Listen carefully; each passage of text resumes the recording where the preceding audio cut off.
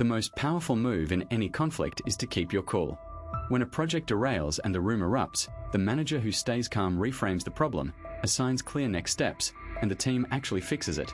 The one who loses their temper just makes people hide mistakes. That difference decides outcomes. You've felt the heat, the heart racing, the words turning sharp. In that instant your brain narrows and mistakes become likely. A driver who honks and chases another car crashes, an investor who panics sells at the bottom, a friendship phrase from one thoughtless line. Losing control costs time, money, and trust. Calm doesn't mean weak. A negotiator who appears steady creates doubt on the other side, keeps options open, and often walks away with better terms. A parent who pauses instead of yelling gets cooperation, not rebellion. In the next few minutes, you'll see concrete moments and simple habits that change how pressure plays out, and why staying composed is, quietly, the highest form of power. Why emotional control feels like the strongest leverage. When a meeting gets heated, the person who stays calm usually ends up steering the outcome. People notice tone and posture first, and those cues shape the room faster than facts do. If a manager lowers their voice and slows their pace, others tend to mirror that rhythm and the conversation cools. That shift happens because visible calm signals control, and control naturally redirects attention and choices. An angry face spreads tension through a group just as quickly as a laugh spreads ease. Social contagion and mirror neurons make emotional states contagious. Seeing someone breathe slowly or keep a neutral expression nudges others to match it. In customer service, a calm representative often turns an irate caller into a cooperative one simply by reflecting steady energy and clear language. The effect is practical. By stabilizing the emotional field, you change what responses are available to everyone involved. When stress spikes, decision-making narrows and mistakes multiply. The amygdala triggers fast, survival-focused reactions, and that can override the prefrontal cortex where planning and impulse control live. A negotiator who lets frustration take over will fixate on retaliation or a quick win and miss long-term value. Keeping emotions regulated preserves cognitive bandwidth, which means you see more options and choose outcomes that benefit you over time. People give influence to those they trust to stay steady. Teams follow leaders who don't swing between panic and overconfidence because predictability reduces anxiety and makes cooperation easier. In emergencies, a calm coordinator can organize people effectively. The steadiness itself becomes a resource others rely on. That trust translates into informal authority, and authority lets you shape decisions without coercion. Calmness lets you set boundaries without burning bridges. A parent who speaks firmly but calmly gets compliance more often than one who yells, because the child isn't reacting from fear and the rationale is clearer. The same holds in partnerships and negotiations. Measured responses invite reciprocity instead of escalation. That's why emotional control feels like leverage. It gives you the power to influence outcomes while conserving relationships and options. How emotions drive everyday choices more than reason. You reach for your phone the moment it buzzes, even though you told yourself you'd finish the task at hand. That quick, automatic move is not a failure of will so much as a triumph of emotion over reason. A notification lights up attention centers and the brain's reward pathways, and you act before the slower, analytical parts have weighed pros and cons. In everyday life, this pattern repeats. Feelings grab attention, attention drives action, and reason is left to catch up. Walking into a grocery store after a bad day, you buy comfort food you didn't intend to buy. Stress alters perception of reward and risk, so fatty, sweet items look more appealing and the long-term consequences feel distant. Neuroscience shows structures like the amygdala influence how options are evaluated, tagging certain choices with immediate emotional significance. Because emotions mark options as safe or salvaging, decisions get made quickly, and the careful list in your head often loses out. You fire off a sharp reply to a colleague or scroll past friends' photos and feel oddly miserable afterward. Emotions don't just change what you pick, they change how you interpret outcomes. When cognitive resources are low, late at night, after a long meeting, or under pressure, the deliberative system that weighs pros and cons operates sluggishly. The result is predictable. Fast, emotion-driven choices increase, and the rational explanations come after the fact to justify those choices. The impulse to buy during a flash sale or to click on a sensational headline is driven by the same circuitry that makes social connection and immediate rewards feel urgent. Anticipation of a gain lights up dopamine circuits. Fear of missing out narrows attention to the short-term opportunity. Framing matters here too. If a deal is described as limited, it feels like loss if you don't act, and that emotional frame often wins over a calm tally of price versus utility. Later, people often tell themselves logical stories about why they chose what they did. That post hoc rationalization is the mind's way of restoring coherence after emotion-led action. The practical upshot is not that reason is useless, but that emotions usually set the course first and reason steers only after. When you notice that pattern in daily choices, what you eat, who you text, what you buy, you see why controlling emotional impulses, rather than simply knowing what's sensible, changes outcomes more reliably. Real moments of choice, from road rage to hard conversations. Anger and irritation are among the most common emotional reactions while driving, triggered by perceived slights like a sudden lane change or being cut off at an intersection. It happens fast. Someone taps their horn, then they tailgate, and the situation can escalate within seconds because people mirror intensity. That escalation raises the chance of road accidents, legal trouble, or a violent confrontation, and those outcomes follow directly from losing control in that narrow window. The body reacts before the mind catches up, flooding you with adrenaline and narrowing attention to the threat in front of you.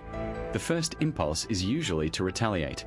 If a driver flips a hand or brakes sharply, the other driver often responds in kind, and what started as annoyance becomes a dangerous back and forth.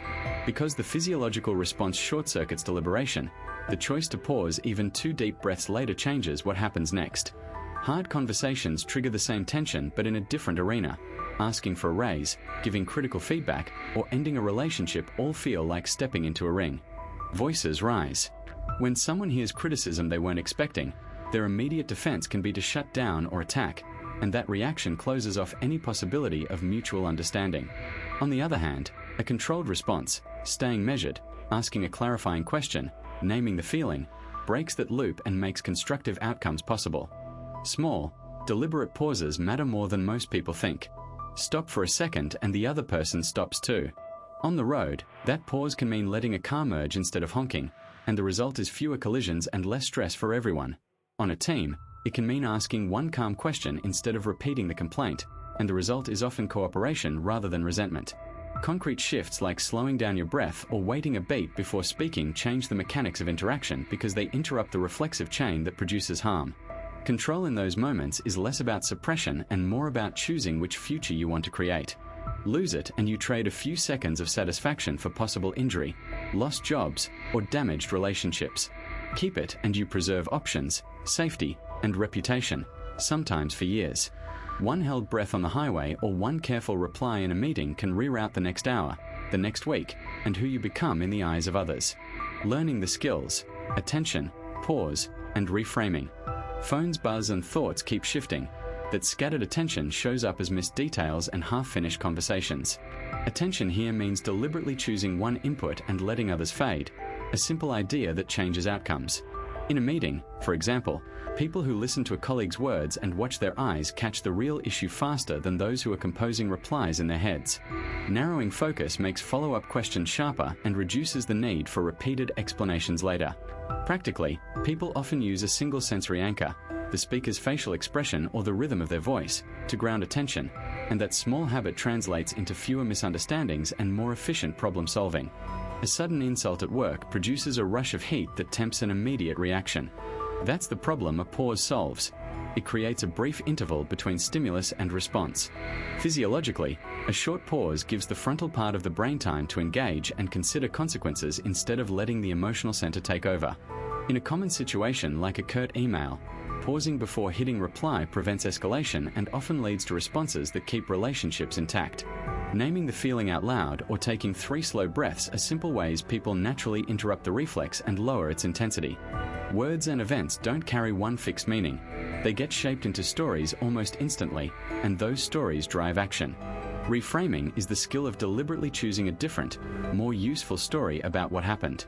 Instead of hearing criticism as a personal attack, some professionals treat it as information about how their message landed, and that shift tends to produce productive follow-ups rather than defensiveness. Parents who reframe a child's outburst as a signal of unmet needs change from punishment to problem solving, and the interaction becomes calmer and more corrective. The technique typically involves labeling the initial interpretation, imagining at least one other plausible explanation, and then testing which explanation leads to a more constructive behavior. Attention, pause, and reframing work together in real situations. They aren't separate tricks. In a tense project review, Focused attention lets people pick up on what's actually being said. A brief pause prevents reactive shutting down or lashing out, and reframing converts blame into a shared problem to solve. Managers who combine these elements tend to resolve conflicts with fewer follow-ups and clearer next steps. Small, repeatable habits, short periods of focused listening, deliberate micropauses, and quick alternative story checks gradually make these responses automatic, and the visible result is steadier judgment and better relationships under pressure. Using control to influence and connect, not dominate. Conversations often tip from problem solving into power play the moment someone raises their voice. When that happens, people shut down or dig in, and ideas stop moving forward. Using control to influence means keeping a steady presence so the other person can lower their guard. Say a team member storms into a manager's office angry about deadlines. A calm restatement of the problem and a short, genuine question about what matters most can shift the energy from blame to solution. That kind of control isn't about winning the moment. It's about shaping the space where both people can think clearly. People respond to clarity and containment in ways they don't to pressure or demands. Brief acknowledgement of an emotion, "You sound frustrated," often reduces intensity because naming feelings makes them more manageable. Follow that with an open, focused question and the conversation often becomes productive. In a customer service example, an agent who acknowledges frustration, offers a limited set of concrete options, and sets a clear next step typically gets the caller to cooperate faster than an agent who insists they're right. The control there is procedural and empathetic, not coercive. There's a tension between getting immediate compliance and creating long-term cooperation. When authority is used to dominate, compliance is brittle and resentful. When control is used to connect, people keep showing up. Parents who calmly enforce consistent boundaries and give small choices usually see better behavior than those who escalate into shouting. A quiet, "You can clean up now," or "after one song, which do you prefer?" hands back agency while keeping the limit intact. That small balance builds respect rather than rebellion. Keeping emotion in check also changes how others treat you. Calm behavior is contagious. When one person lowers the emotional temperature, others often follow, and problems get solved instead of amplified. In negotiations, pausing before answering and asking for clarification frequently leads the other side to reveal priorities they hadn't planned to state. The result is better deals and preserved relationships. Control used this way influences decisions and connects people, and it does so by creating choice, safety, and clarity rather than by forcing obedience. You've snapped at someone and instantly wished you hadn't. Holding your tongue, taking a breath, and choosing words on purpose changes not just that moment but the shape of the relationship and the decisions that follow. In a meeting, your pulse spikes.